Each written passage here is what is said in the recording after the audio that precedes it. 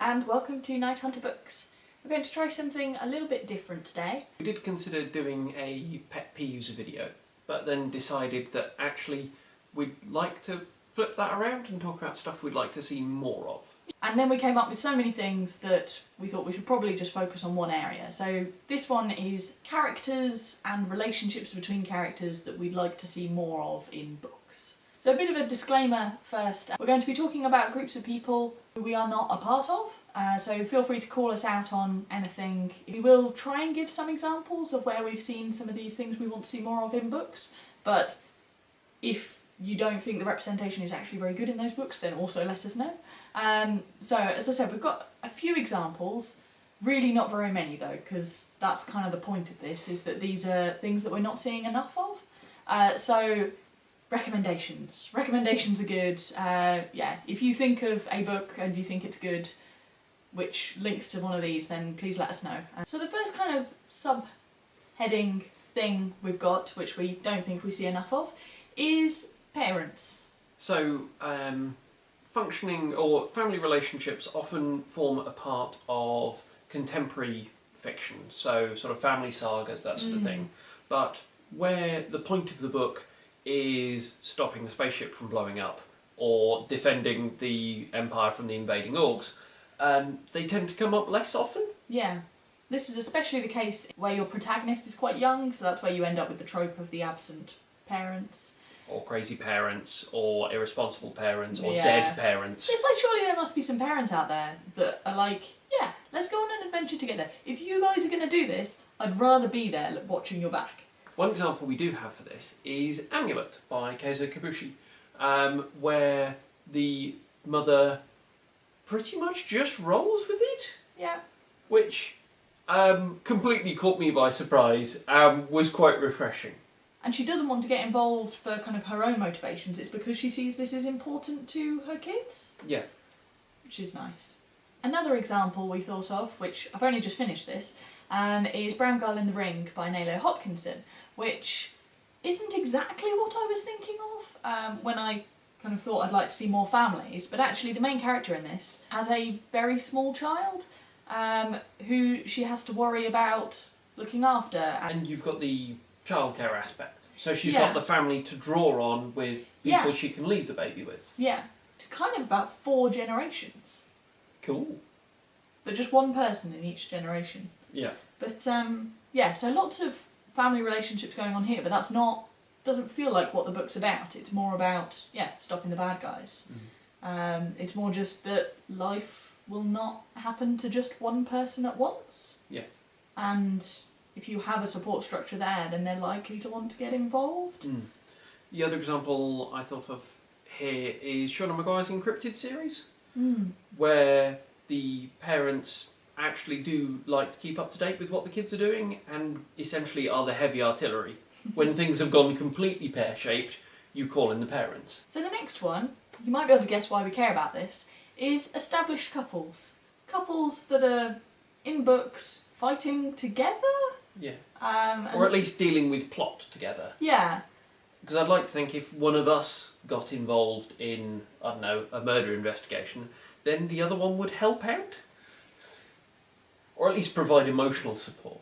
Yeah, that's the thing, it's the support network. I think too often you see an established couple which are immediately signposted to see as this will not last.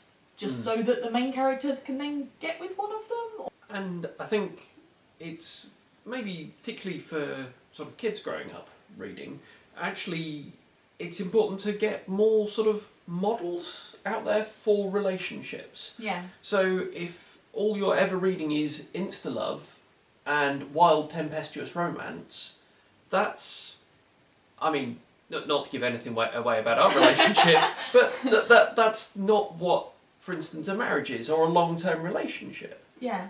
And it's nice to think that people have in their head models of relationships that are a bit more enduring, and you see people work through problems, whether it's plot or whether it's inside their own relationship.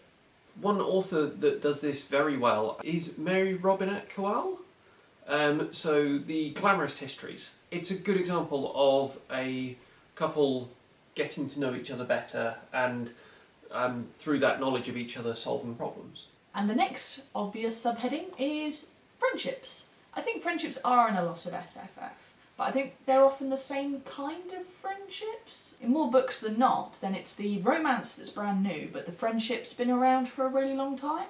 And it's just interesting to see the reverse of that. So maybe a situation where you meet someone new and you just have that spark and you're like, I really want to get to know this person better, but as a kind of platonic friend rather than someone who you want to be romantic with.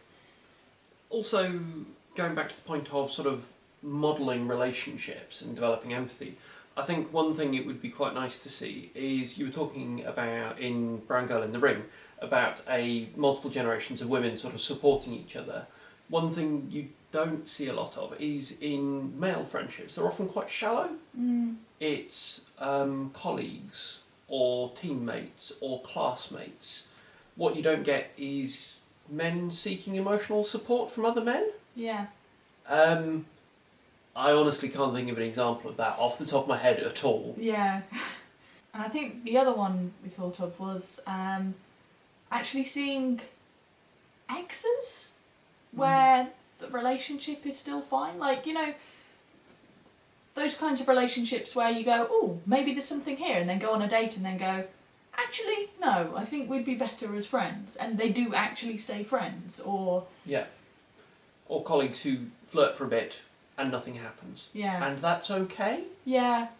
Because you just don't see that in fiction. And I can sort of see why, because I think to lead a book up as a romance at the start and then just go, no, they're just going to be friends, might be a little bit controversial, but... But in something like SFF, where the plot is something else, yeah, actually there were some panellists recently saying, oh, every YA has to have a romance plot.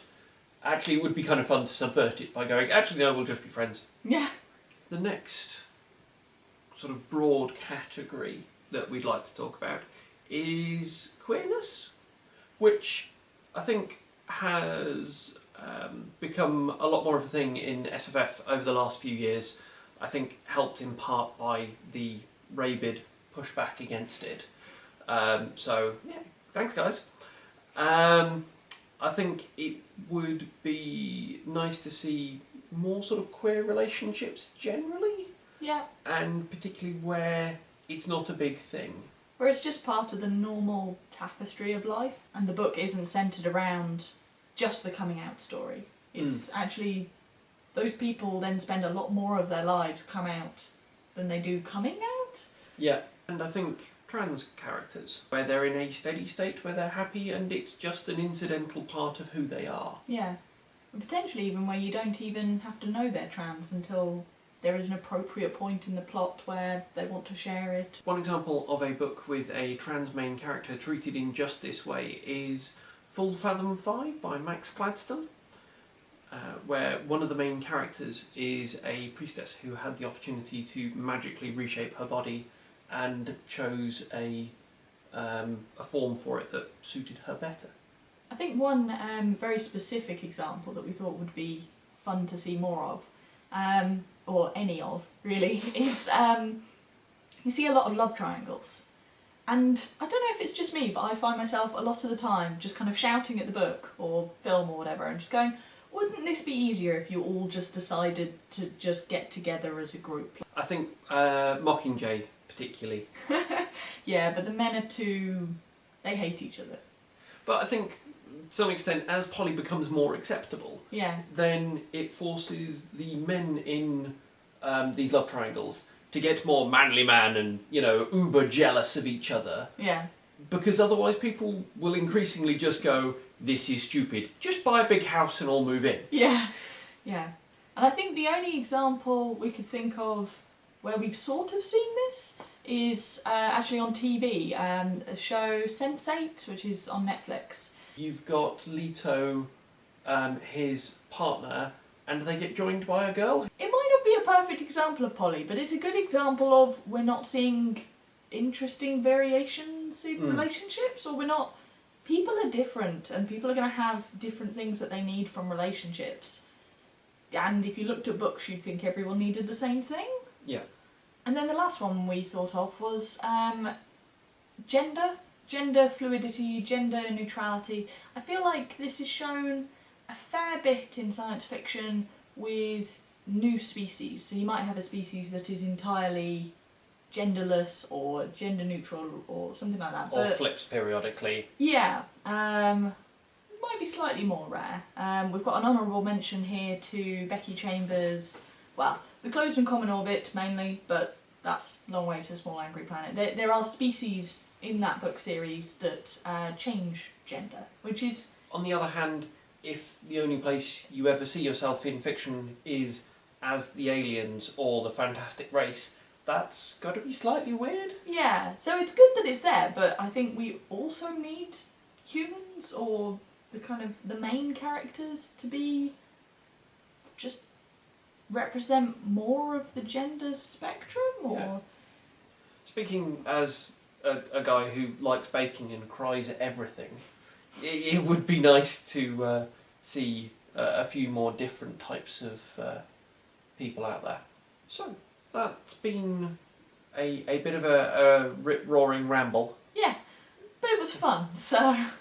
Yeah, if you have any of your own thoughts about what relationships we don't see enough of, or, as I said at the beginning, if you've got any recommendations for books that actually do these, then that would be awesome. In the meantime, thank you for watching.